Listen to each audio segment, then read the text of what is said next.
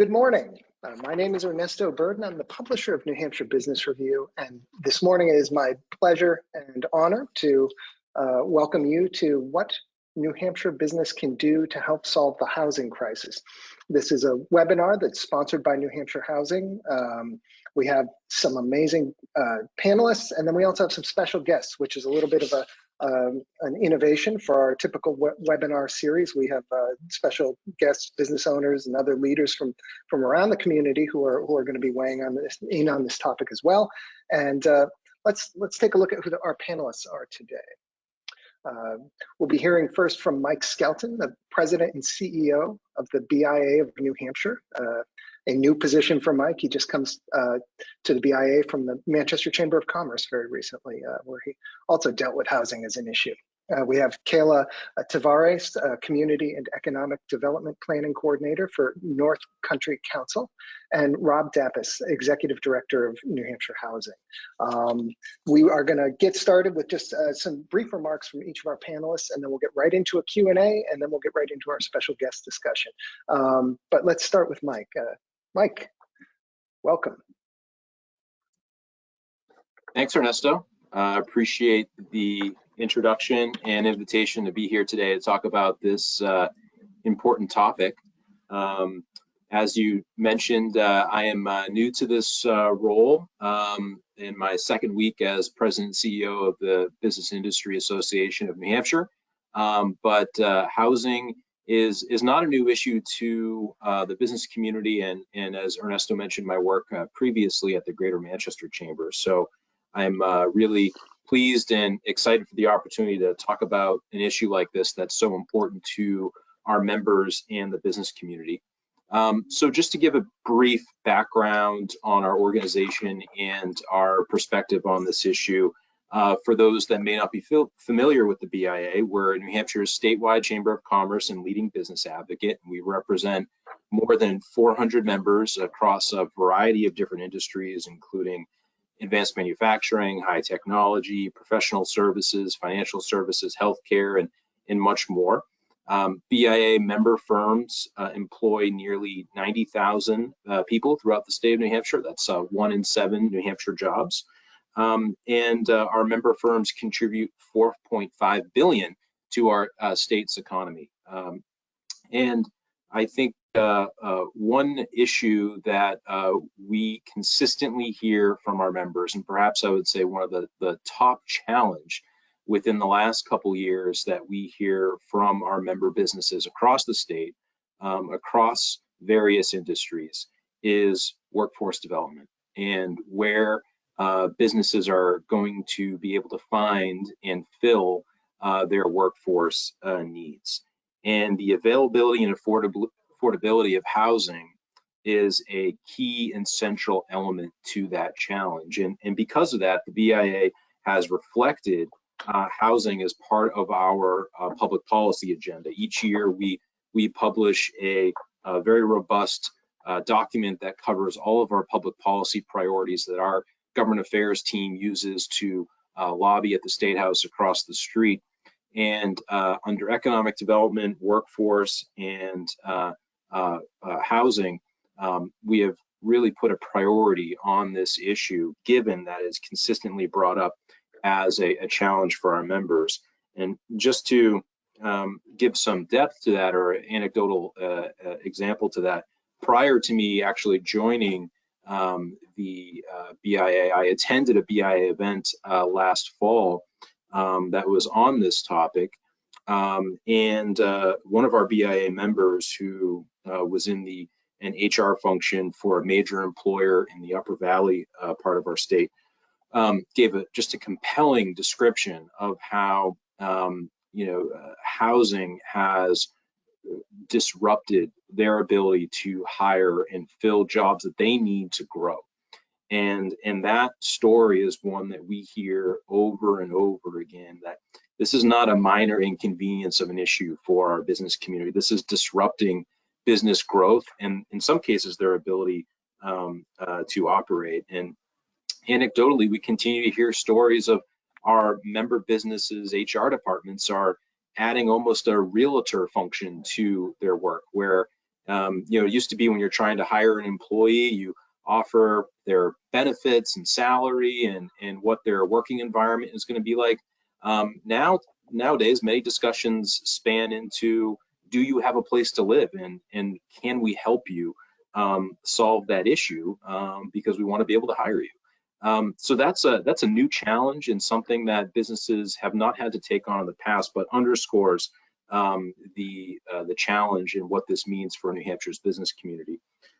So the theme of today's webinar is, what can New Hampshire businesses do to influence and address this issue? And I think we're going to have a robust discussion on a number of areas, but just to tee up from the BIA's perspective, what we believe can be done.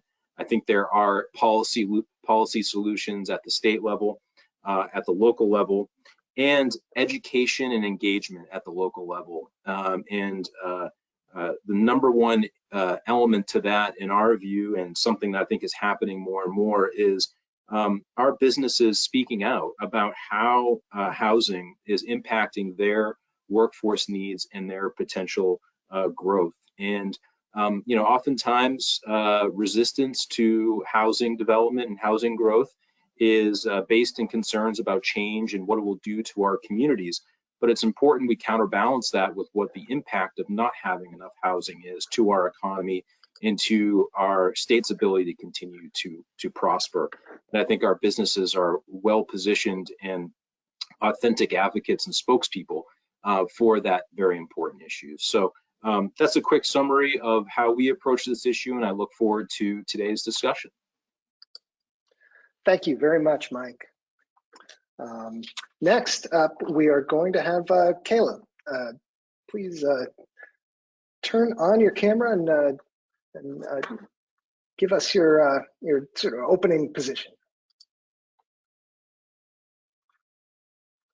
Oops, I think you're muted, Kayla.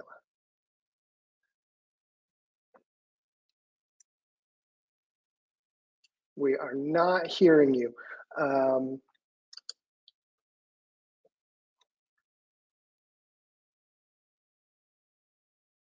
Still no.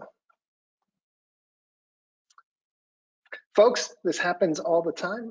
It was working 5 minutes ago and now it's not. No problem. Why don't, Kayla, while you're working on that, why don't we have Rob jump in? And hey, Rob. Hi, Ernesto. Can you hear me? I certainly can. Okay. I'll get out of the way and we'll bring Kayla back in a minute. Okay, great. And Kayla, if you want to test your microphone and you want to just say something and interrupt me, I will not be offended. But thank you. Thanks for including me in this important discussion. I appreciate it, and appreciate Mike's comments as well.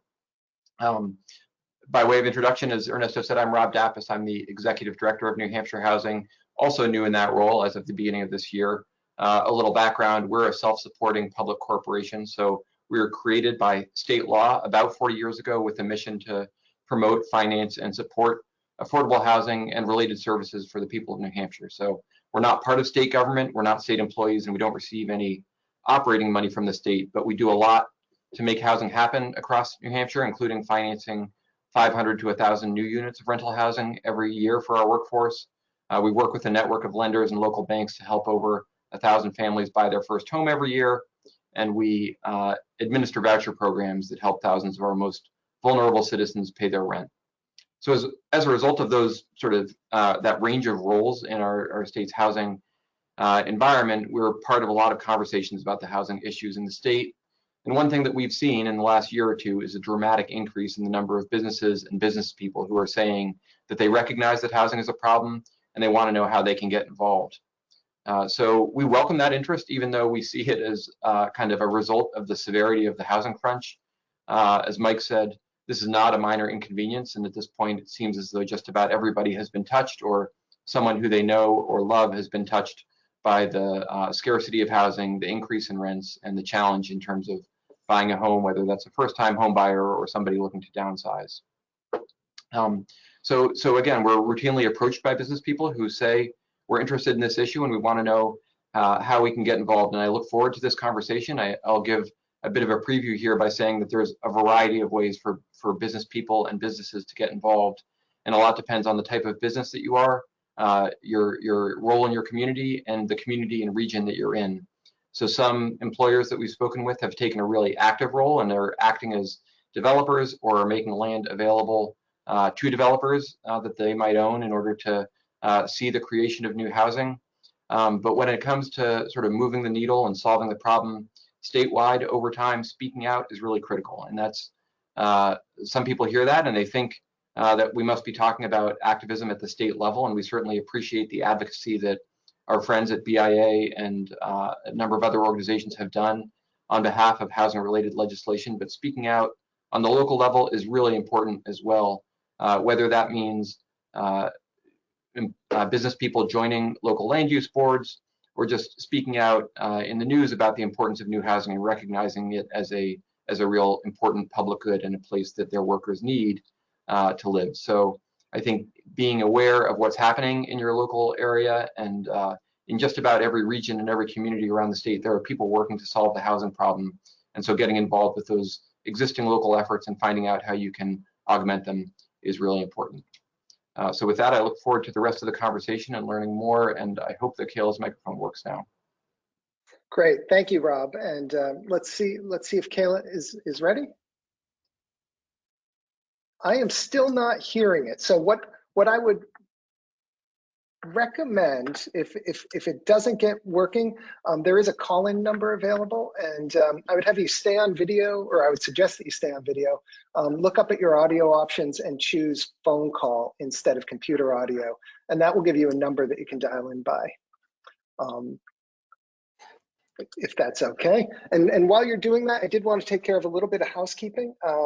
I have a number of questions already that have come in regarding whether or not this will be available afterwards. We will be sending out a recording of this afterwards to everyone who registered, and you are welcome to share that as well. So no worries about that. And while Kayla is working on this, let's jump right into, I think maybe if we could bring Rob and Mike back, and Kayla, feel free to stay up as you work on it. But let's bring Rob and Mike back. Our first topic was really going to be what's happening right now in the legislature. What are some of the issues that are working their way through the legislature that people should be aware of that will have an impact on the housing issue? And feel free, either one, to jump in, but I can throw it to Rob maybe to start, because I know you had a list as we were prepping for this. Sure, thank you, Ernesto. And another result of the high level of interest in the housing issue is that there's a pretty high level of activity in the legislature around housing issues this session. And so sort of one of the highest profile and one of the ones that we're watching most closely is the progress of Senate Bill 400, which is referred to as the Affordable Housing Toolkit, that provides a lot of additional resources for communities to get training for their land use board members. It establishes a housing champion certification for communities that have sort of modernized their zoning and recognized ways to create reasonable opportunities for the creation of housing that are sort of consistent and sympathetic with their communities. And so that has had a hearing, and we're looking forward to seeing its progress. The governor has been a champion of that bill. It came out of the bipartisan housing task force that he established a couple of years ago and that we participated in. Additionally, I'm going to mention one other and then maybe kick it over to Mike in case he has things that he wants to highlight. But and this is really just a sampling, but the Housing Appeals Board is a really important legislative victory for anybody who cares about housing and sort of fair process in terms of local approvals processes. And so the Housing Appeals Board was established by statute a couple of years ago and is working now. It's a 3-member board appointed by the Supreme Court that hears disputes related to land use decisions by local boards, modeled on the Bureau of Land and Tax Appeals. It was established a few decades earlier and has been working well for some time. And so that's provided fairness and efficiency in appeals when it comes to those housing decisions, and ensures that while it does not and is designed not to have the power to overrule local zoning, it ensures that decisions are rendered fairly and consistently with the ordinances that are on the books. And so defending the Housing Appeals Board is really important. There's a few bills in the legislature this year that are designed to repeal the Housing Appeals Board, and it's important to us that those do not become law. Rob, just before we jump over to Mike, a question on the Housing Appeals Board. You know, for folks who aren't familiar with it, the problem that it's designed to solve, I mean, really, if you dig into it, is what happens locally. Can you dig into that a little bit? And how's it working? Like, how has it been working so far? Sure. Yeah, I think the problem that it's designed to solve is sort of the fact that there's a wide range in terms of experience and expertise among the volunteers who are serving their community on land use boards across the state. And I think we're all proud of the volunteer nature of local government in New Hampshire. I'm proud of it. I'm a part of it, and yet I see what a burden it is when you consider how complex some of these decisions are. And it's difficult for volunteers to sort of mete out these regulations fairly. And in respect for them, I think they're often under a lot of pressure from their neighbors. And so Senate Bill 400 kind of provides the resources to help provide training so that is not so difficult for those volunteers. And then the Housing Appeals Board provides some accountability to ensure that those boards, the localities that do have power to sort of govern how property owners use their land, do it fairly and in a way that is consistent with the ordinances they have that the voters have approved. So it's working well. You know, the Housing Appeals Board has a set time limit, which I believe is 90 days, in which they have to render a decision as to whether the decision of the local board was rendered fairly, and they can approve the decision or send it back to the board and say, we think you made a mistake here and we want you to take a look at it again. I don't recall exactly how many cases the Housing Appeals Board has reviewed, but there's been a split. You know, not every one of them has gone in favor of the appellant, and not every appellant has been a developer. It's designed so that anybody who's unhappy with the decision has an option to have that decision reviewed. It's less expensive and less time consuming than going to Superior Court, which can take months and tens of thousands of dollars. Okay, thank you. And I think, Kayla, do we have you now? I think with any luck, you may have me. Do you?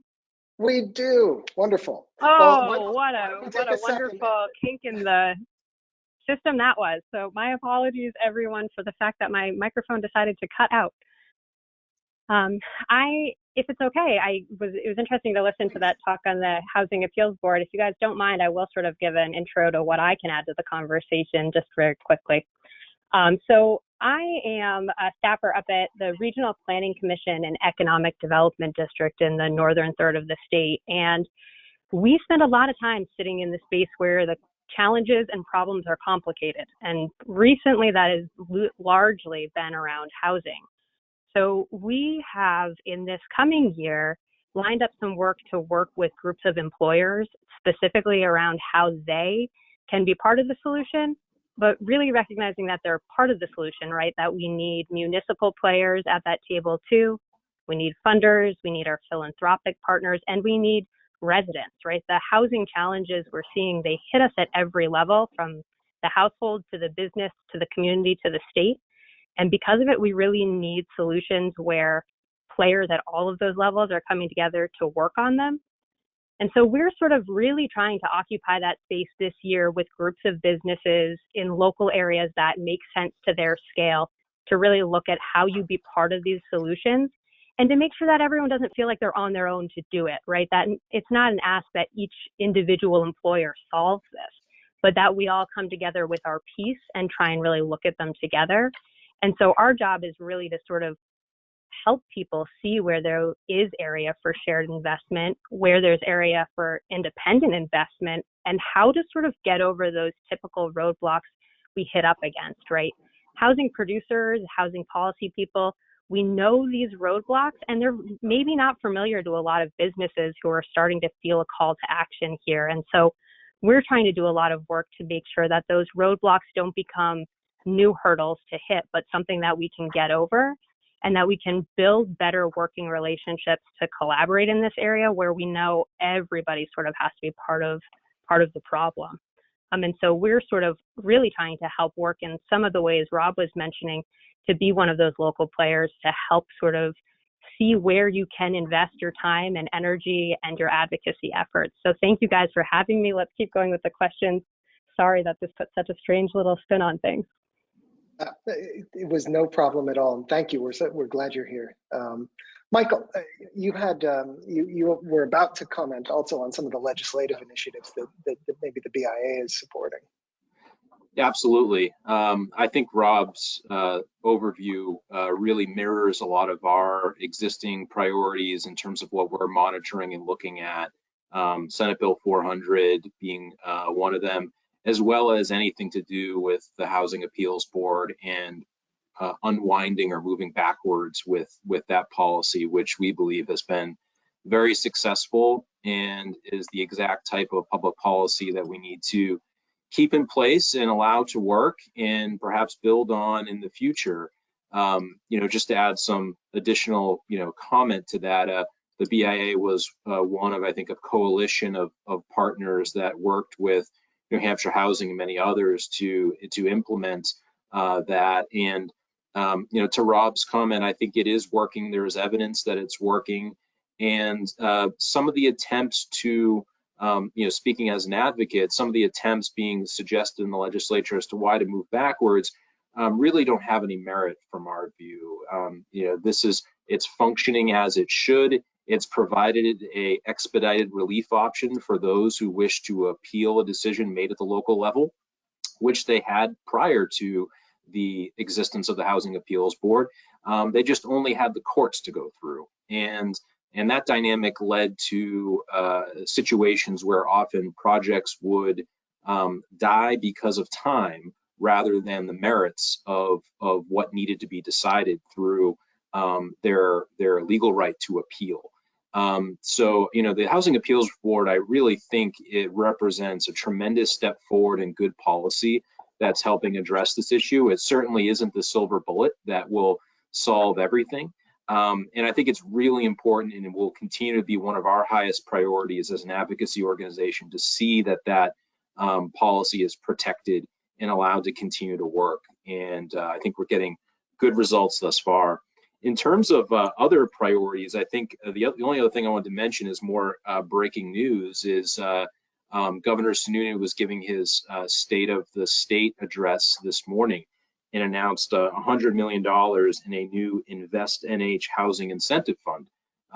And so that's an issue that is obviously new to us, and we'll be learning more details about, but I'm certain the BIA will take an interest in hearing more about that proposal. And I'm guessing that the governor will be looking for legislative partners to tack that onto or include in an existing legislative vehicle and see it move forward this session. And so that's $100 million of additional resources targeted towards various types of housing needs. It looks like a promising proposal and one we want to learn more about.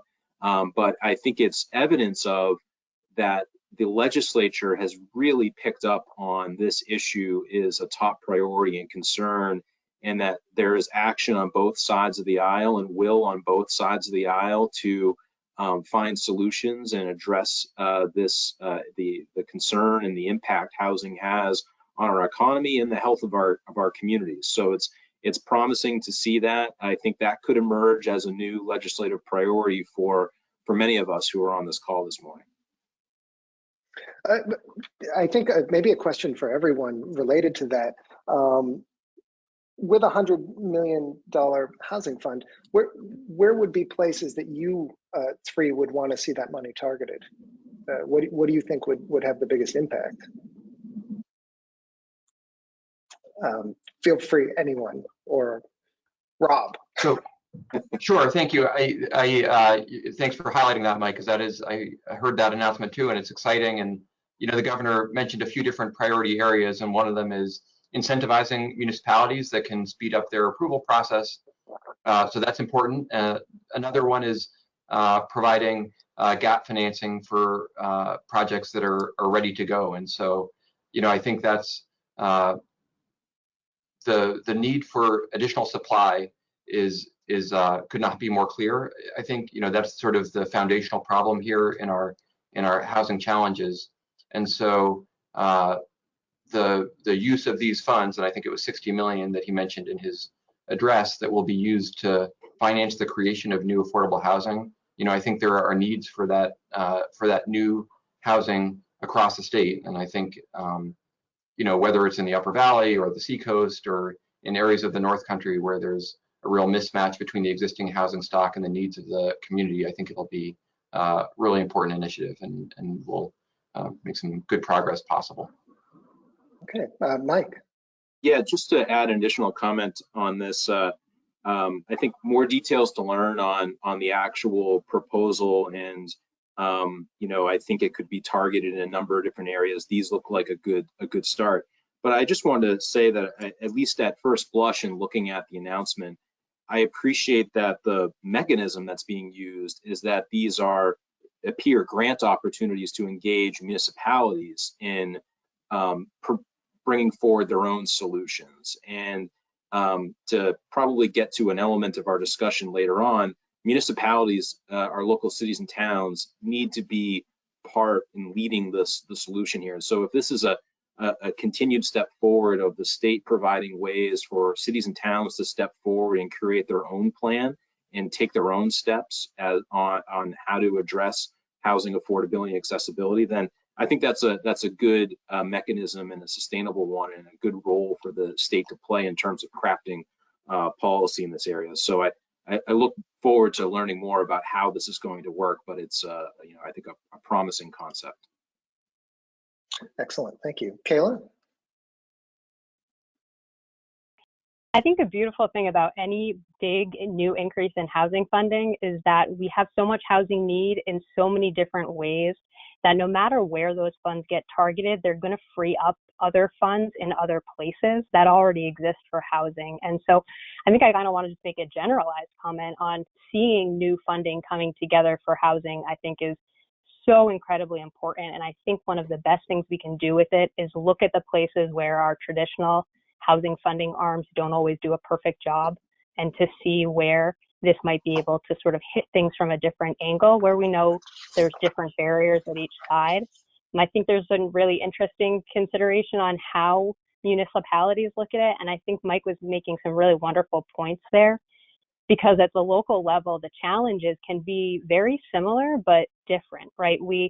The barriers to housing production in Manchester are quite different than they are in Jackson, but they both have housing barriers, right? And tooling up those communities to engage with all of their constituents and really shift the needle there has a huge impact too, right? A lot of land use is decided at the local level, and our local municipalities don't always have the capacity to tackle those complicated issues. Can you, Kayla, just sort of give a couple examples of, from community to community, how those barriers differ? Yeah, absolutely. There are places where we talk a lot about the ability to get to density, right? We talk about different types of housing when we look at affordability, and how a single family home is a pretty expensive thing to build and to buy, right? And there are other types of housing that don't work the same. But depending on the community you're in, they might have water and wastewater infrastructure so that they can get to that density, and they might not, right? In Manchester, there are wonderful public systems to support density, and there are great opportunities for redevelopment, right? And so for them, those challenges of what they need to shift locally can be quite a bit different there, right, on how to better use those systems. But when you get to a place like, say, Dalton, New Hampshire, right, with 1,000 people and no public systems, when they look at their affordability issues, they have to look at them in a really different angle and think about how, without public systems, how do they really bring out that affordability and create spaces for that, right? So for them, they're going to look at little changes, like how big do they make a lot be for a single family home? Could you put a duplex on it, right? Those sort of smaller pieces that feel in scale to that community and the resources they have to bring to the table for it. So that ability to sort of bring those funds to those places where they have to be wrestled out locally is really impactful. Excellent, thank you. That was really helpful. So we have now we have a number of special guests who represent different organizations, different regions in the state, businesses. They are all leaders dealing with housing, and they have some perspectives. And so we're going to bring them in, and then our panelists here will have the opportunity to comment on some of the points that they raise. But we're going to begin with Carmen Lorenz, Executive Director, Lakes Region Community Developers. Hello. Hi, Carmen. Hi, thanks for having me. Thanks for being here. Lakes Region Community Developers is a nonprofit organization that develops affordable housing throughout the Lakes region. So we're, kind of in the trenches on the ground, trying to get projects done.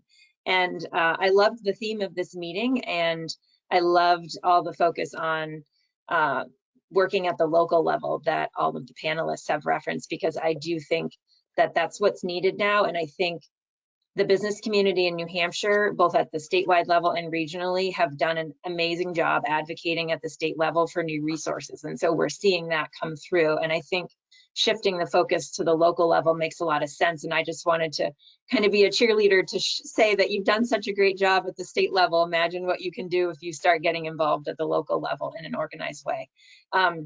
I would encourage businesses to just have somebody from your management team start going to planning board meetings and just asking simple questions like, when was the master plan updated, and does our zoning allow multifamily development, and where does it allow it in the town, and does that still make sense based on where we're at? What I find is that most communities are not yet having these conversations, and they're not thinking about these issues. Asking, what are the density allowances for multifamily if it is permitted? Because we find in a lot of towns, even where they have infrastructure, they're not allowing housing to be multifamily housing to go into places where they have infrastructure. And if they do, they still really limit how many units you can put in a building. So it's pretty common in our region to find limitations like only 2 units per building, 5, 6. Those kinds of restrictions are not very helpful. So I think just starting to go to the meetings and asking these simple questions can be a great way to get the conversation going.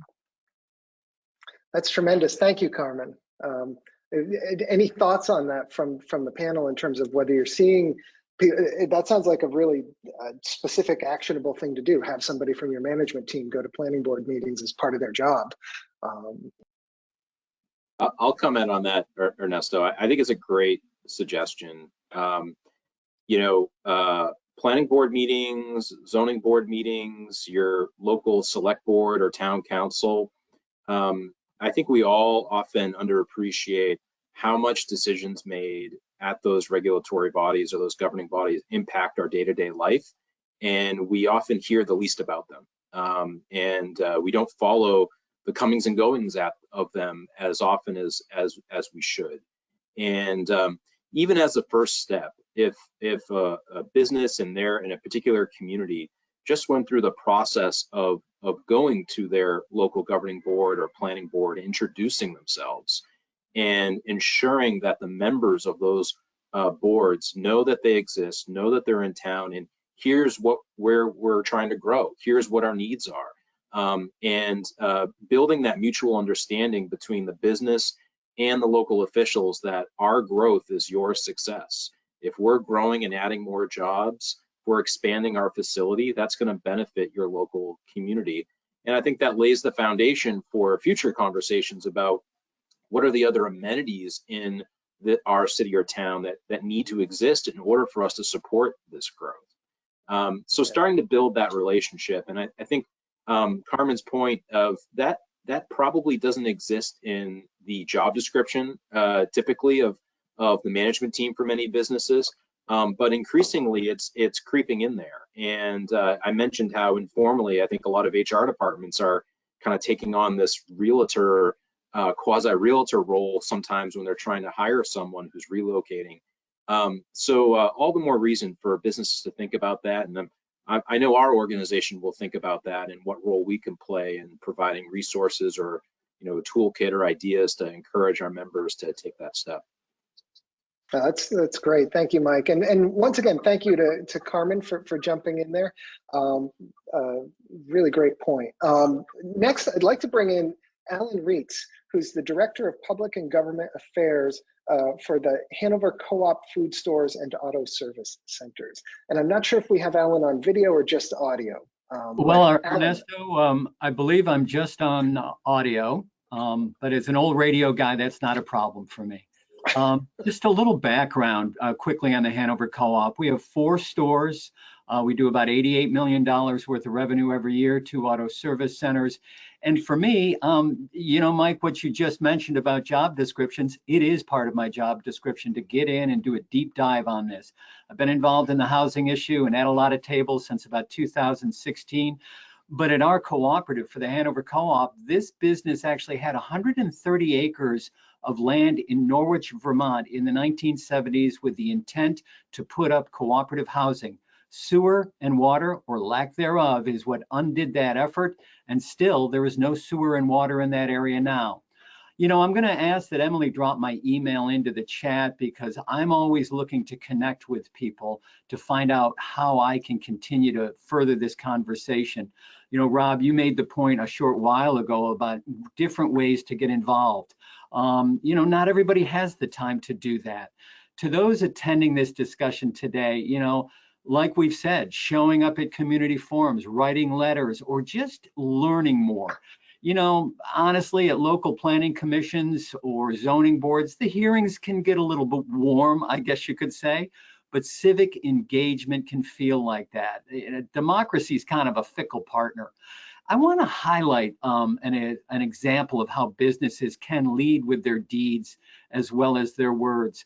I'm going to tease something that I can't share all the details with, but there is a partial solution taking shape in the Upper Valley right now with some businesses up here, cross-sector businesses that are just about to announce a low-interest loan fund to help with some of that gap financing that Rob, you pointed out. The projects that they look to help support are aimed at the 60 to 80% AMI. It is not tied to employees of these sponsoring firms. It's an open market effort. There's a lot of T crossing and I dotting going on right now. It's, you know, it's going to be one piece of the puzzle. It's not going to be $100 million by any means. But listen, if people want to get involved in different ways besides going to events, Emily's going to drop 2 links in the chat. One is called Keys to the Valley, and the other is a second link that takes a deeper dive on this. Keys to the Valley was the effort and impact of 3 regional planning commissions, Upper Valley Lake Sunapee, 2 Rivers Ottaquechee, and Mount Ascutney. Take a look at that, pour yourself a deep cup of coffee and take a deep dive. There's a lot of information there. One other thing I really want to put a plug to, I work on a housing advocacy committee with New Hampshire Businesses for Social Responsibility. Do a lot of work with Michelle Vesey and that team down there. There are a set of housing principles that we have on nhbsr.org. I encourage business leaders and anyone to look at those. And if you're aligned, sign on to those principles.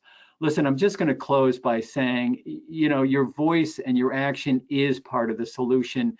And no matter how small or large your role is, there's a vibrant network of doers out here. So I'm happy to be one voice in the chorus, and we are looking for others. Awesome. Thank you so much, Alan. And a couple of comments came in. We have a number of questions that I hopefully will be able to get to also from the audience here, but a specifically related couple of comments.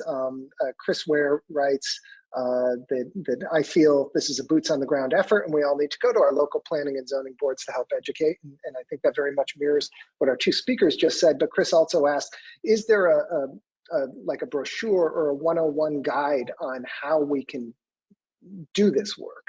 You know, and I remember going to a Housing We Need forum over at St. Anselm not long ago, and the guest speaker, who was from Connecticut, was talking about how they actually produce sort of citizen guides to bring to meetings like this to help have zoning discussions and things. Is there anything like that in New Hampshire?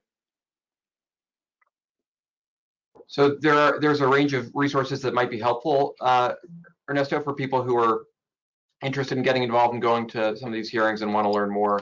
The workforce housing coalitions around the state, there isn't one that covers every area of the state, but there's one that Mount Washington Valley, the Keys to the Valley initiative sort of does a lot of the same type of work under the umbrella of Vital Communities. And there's one at the Seacoast. They have a lot of great resources that are helpful and have done some sort of clinics or whatever to help people get educated on that. And we have some resources on our website also just to educate about the workforce housing law and employer-assisted housing in general that I think could be helpful. Great, thank you. And one other comment that was related to that, Matt Mayberry writes, don't go to the meetings, run for office, be the one in the seat making the decisions. Kayla, you were also going to comment there. Yeah, I figured I'd add a little to what Rob was sharing there and say, I want to just put a plug for the Employer Assisted Housing Guidebook that Rob is mentioning as one of the resources that New Hampshire Housing has put out, but we have gotten great traction up here with our businesses and sharing that, because it gets to sort of one of the things Alan brought up, which is scale, right? Of some businesses on the call might have many employees, right? Some might have 2 or 3, but you might be equally as hit by this issue. And I think that is a great resource in trying to see how you can be part of a solution at what scale, right? Because constructing housing is very expensive, but there are a lot of other ways we can impact housing, get people access to underutilized housing that's there today, work on some other incremental solutions. And there are good places to go to look for that. That guidebook is a wonderful place that I know a lot of employers in our region have found a lot of help from. But I also want to plug sort of one more thing that's going on right now, because there are a lot of eyes on housing statewide, nationwide, everywhere right now. But right now, BEA Business and Economic Affairs in New Hampshire is working with the regional planning commissions to redo the regional housing needs assessments, which are supposed to be honestly a bit of an accounting of how much housing we need at what income levels where. And that process actually just launched this week. In that process, one of the things that as the regional planning commissions we're really working on in that space is to come up with really good toolkits for different players to come and engage here. So what I would say is that is a forthcoming thing, but it will be developed over the next several months. And right now we're really doing a lot of listening on what tools would be most helpful. So I'd say reach out to your regional planning commissions. Businesses don't always have the same sort of tight relationship that municipalities do to the planning commissions, but they are very good partners for it, and they're leaning into this space specifically for what it means for our business and industry right now. I'll try and drop that link in the chat too, because there is a place to go to learn how to get engaged there. That would be awesome. Thank you, Kayla.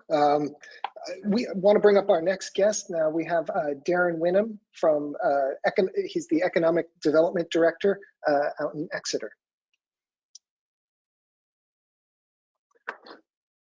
Hi, welcome, how you guys Darren. doing? Hey, good. How are you doing? My precocious 1-year-old border collie barks. I'll stop him quickly. Just a couple things. I was asked to talk about what Exeter is doing specifically to try to create more affordable housing. What we've done is we created a mixed-use neighborhood development, which is in our downtown and Lincoln Street areas, which is kind of areas we want to see grow and grow density. So what we did is we went to a consultant. We hired a consultant, and our hope was to get a mixed-use building where you had the multifamily housing with 25% of it being affordable. They met with, at our request, they met with several developers and found that they're looking at the numbers, they couldn't get to 25%. So we had to vote it in at 10%. So that's kind of a telling number, I think. The other things we're doing is we're looking at the housing opportunity zones. And there are businesses we're working with that are talking about building housing for their workers. I think there's several towns that are looking at doing that, some of these larger businesses. But some are also talking to developers and seeing if they can say, okay, set aside 10 units for us, set aside 5 units for us. And we have a team of businesses that are looking to do that. So that's what I was asked to say, but I want to say something else if it's okay. What the governor and what the BEA is doing with this $100 million is fantastic. That is a carrot. We have a lot of carrots. We don't have a lot of sticks. We need sticks too. And regionally, we can solve this problem in the Seacoast if other communities were to participate. So businesses going to boards is very, very important. Your Exeters, your Dovers, Somersworth, Hampton, Epping, Portsmouth, Rochester, those towns are really looking at being part of the solution. The businesses are pressing, they're threatening to leave, power costs are high, can't find employees. Who is not participating? Newington, Rye, Stratham, Kensington, Kingston, etc. They have 2-acre zoning, for instance, in Northampton. They want to see other people solve the problem. They don't want to solve it themselves. We need to find a way to, yes, encourage, yes, carrots. We got to try to find a way to legislate them, even if it's something very, no development of any kind unless you do affordable housing as well. Something that would make some of these folks participate. Exeter, as an example, voted to allow Stratham to have water sewer. We were going to put our lines into their community. Their community voted it down because they don't want multifamily housing. Northampton, same thing, dismissing Hampton, saying we don't want to be another Portsmouth. Those are the problems that we have to solve. We've got to get these other communities to get involved. Whatever way we do it, whether it's through carrots or sticks, whatever, we've got to get these other communities involved to help us solve the problem, because there's not enough land and there's not enough space, and these businesses are hurting big time. So that's my bit. Thanks so much. Thank you so much, Darren. That's great. And Rob, it actually brings to mind something that you wrote in a Q&A for New Hampshire Business Review in the latest issue. One of the comments that you had made in your responses to the questions was that there's a lot of misunderstanding amongst the public about the impact of multifamily housing on property values. And you said in the column, if I remember correctly, that multifamily housing does not have a negative impact on property values, and in fact can have a positive impact. Can you elaborate a little bit on that? Sure. I mean, I think Exeter is a great example of a place where you've got a place that people want to be, and multifamily housing contributes to the vibrancy of the community, and that results in higher property values. It's straightforward once you drop yourself down in a lovely, vibrant place, and inevitably those lovely, vibrant places include multifamily housing as part of the fabric of their community. If I could go off script just like Darren just did, I think it's an interesting point that he made about carrots and sticks, and he's correct that we mostly rely on carrots. Now, we do have a workforce housing law on the books, and we just published a 10-year retrospective on that law, which requires that communities create reasonable and practical opportunities for workforce housing.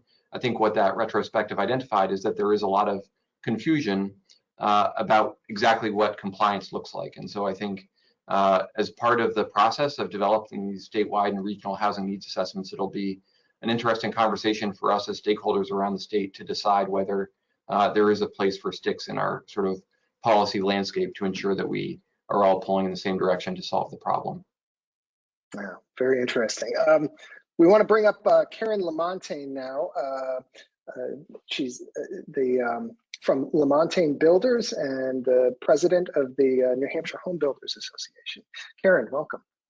Hello, thank you for having me. Yeah, Lamontagne Builders is a single-family residential developer in southern New Hampshire. We have built a few multifamily properties and are currently building a 55+ community in the state as well.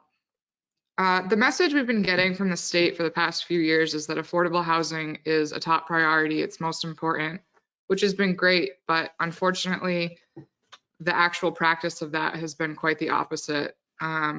Approvals, permitting, standards, subdivision standards have just been getting more strict every single year, adding to the cost, adding to the timeline. Towns are very open about not wanting affordable housing in their area. Citizens of the communities come out in real opposition of these projects, forcing local use boards to deny them. I just heard a story from someone where they were told, if you're going to put an affordable housing project, we won't grant you your variances, but if you put a regular one, we will. So that's the message we see every day. And along the lines of what Kayla said, infrastructure is so important to getting the density for this affordable housing. and even towns in southern New Hampshire that have quite a bit of infrastructure. If towns and municipalities aren't willing to work with us to bring that infrastructure to our sites, the cost for us to bring it is too high, which cuts us right out of the affordability zone as well. So it's great that we're getting together to try to fix this issue, but I think locally, until we can get local boards and the citizens of New Hampshire on board, I don't know how much change we'll really see. So local boards and town support for infrastructure sound like two key elements from your perspective. Yes. Well, thank you so much, Karen. I'm going to move forward now because I want to make sure that we get all of the guests in here, and we're coming near the top of the hour, although we can go a little bit over if all of you agree. We have Sally Manikian, New Hampshire, Vermont representative of the Conservation Fund. Hi, Sally. Hi, everyone. Am I coming through okay? You sure Yes? are. Great. Excellent. Thanks.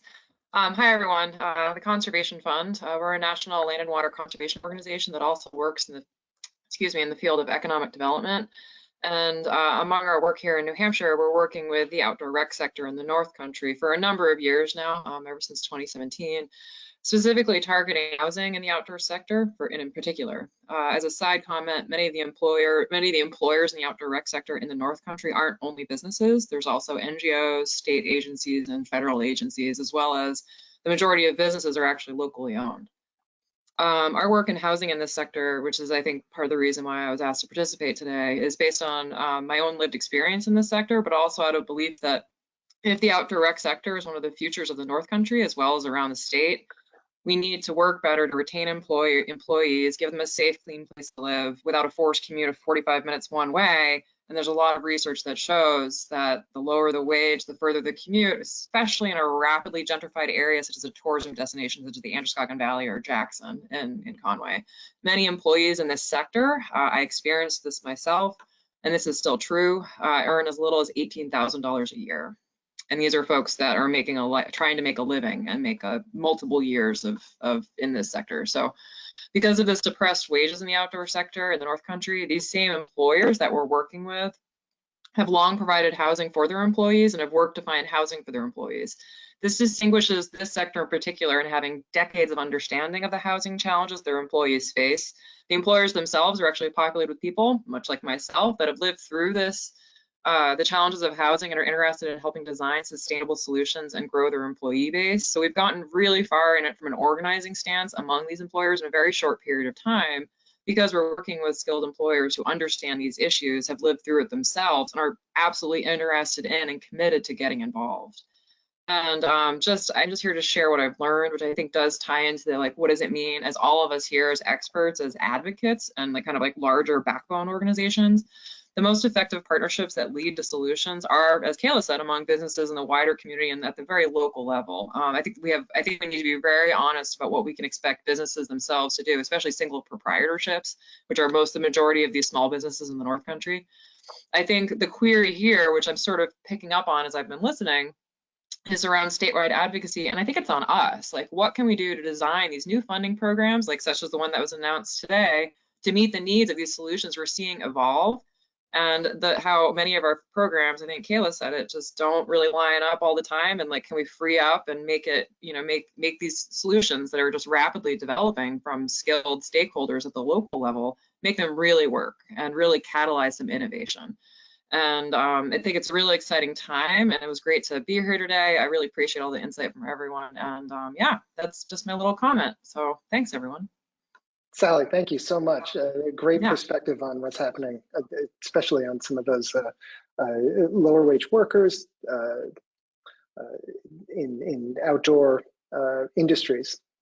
It sounds incredibly challenging. I'm going to move right to our last special guest to make sure that we have time, and then we'll have some other comments from our panelists as we get ready to wrap up. David Nichols is the Head of State and Local Corporate and Government Relations for USA Millipore Sigma. David, welcome, and thank you so much for joining us. Great. Thank you, Ernesto. Millipore Sigma is the life science company. We've got 1,200 employees in Jaffrey, New Hampshire. We've been there since 1972, so really a great growth story for that area. And that growth is going to continue for us. We expect to continue to grow with targets of, potentially as high as 1,500 people at that facility over the next couple of years. So we continue to hire, and workforce and housing issues are some of the biggest challenges we have to our growth. We have a program called Move with Millipore where we're going into other states to encourage folks to relocate to New Hampshire to come and work at our facility and be part of kind of the healthcare response that facility has been involved with. It's been a really successful program. The challenge is we've got close to 80 to 100 people in temporary housing now as far away as Leominster and Fitchburg because of just some of the challenges of the housing that's available in that area. In Jaffrey, Rindge, New Ipswich, Peterborough, Dublin, there just isn't a lot of opportunity for people to move there. And so we're constantly looking on how to get those people out of temporary housing and move them into other locations. I think we support increased available housing and diverse housing options, a lot of what people have talked about on the call here today. And we also support those common sense reforms to whether it's tax, permitting, zoning, parking policies.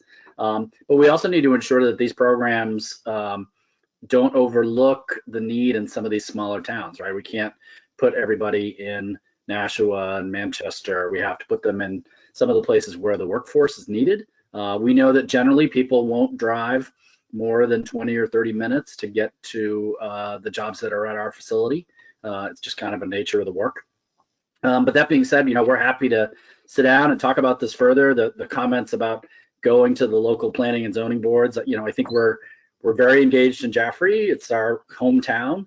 But when you start talking about Rindge, New Ipswich, some of the other neighboring towns and zoning boards, we almost need someone to lead us to water, right? Like we're happy to tell our story to anyone that wants to hear it, but it's really difficult for engineers and equipment operators, and that's largely what's at the facility, to be focused on all of the different planning board mechanisms and boards of selectmen and town meetings that happen.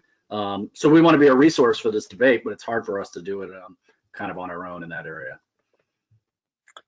Well, that makes sense. And thank you, David. And I think that maybe that's a great sort of set of points to have our panel sort of respond to as we get ready to wrap up. And I do also want to mention we're just about at the top of the hour. I apologize to anyone who submitted a question and whose question we didn't get to, and there were quite a few of them, which really underscores how complicated and important this discussion is.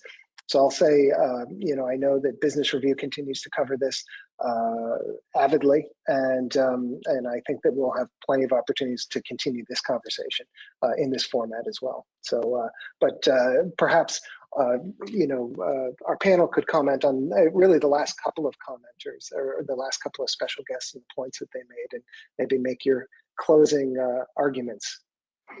Michael, why don't we start with you? Sure, be happy to. Thanks for the opportunity. Really interesting discussion, and all of the guest speakers, I think, have brought a different perspective on a set of unifying challenges that we're facing in different parts of the state that require a number of different solutions. I think what I would like to add to the discussion and some of the points that Darren and Karen and some of the other recent guest speakers made was, I think sustainable change to address this issue really does have to emanate from the local communities.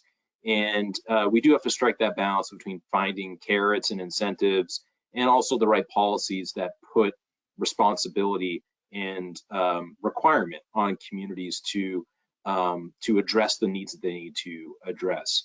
And I think businesses, getting back to the overall theme here, can play a role in that. We've already talked about engaging and visiting with your town and having a voice within your town.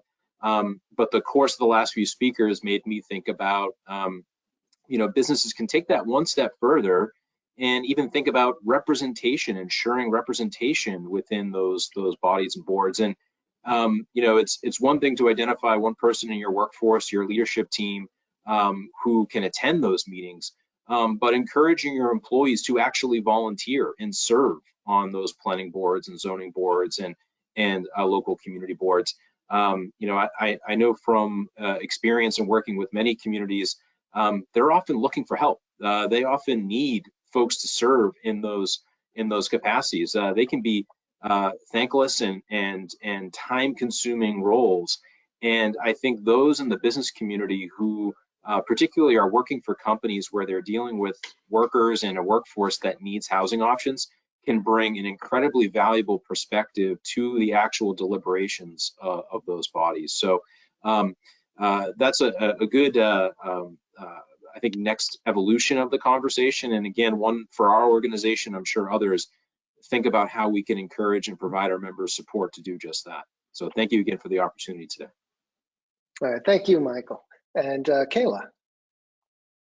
All right. Well, I will pick up on part of what I was hearing at the end from the last couple of guest speakers here and say the burden can feel huge, right? The housing problems we have right now are a crisis, and you don't find yourself getting out of a crisis easily or quickly, right? We have to really recognize that the challenges we have facing us they're big, hairy, thorny issues, and it's okay that none of us will be able to solve them alone. Let's all just recognize that, and recognize that for the small businesses and the small communities, they can feel poorly tasked to do it.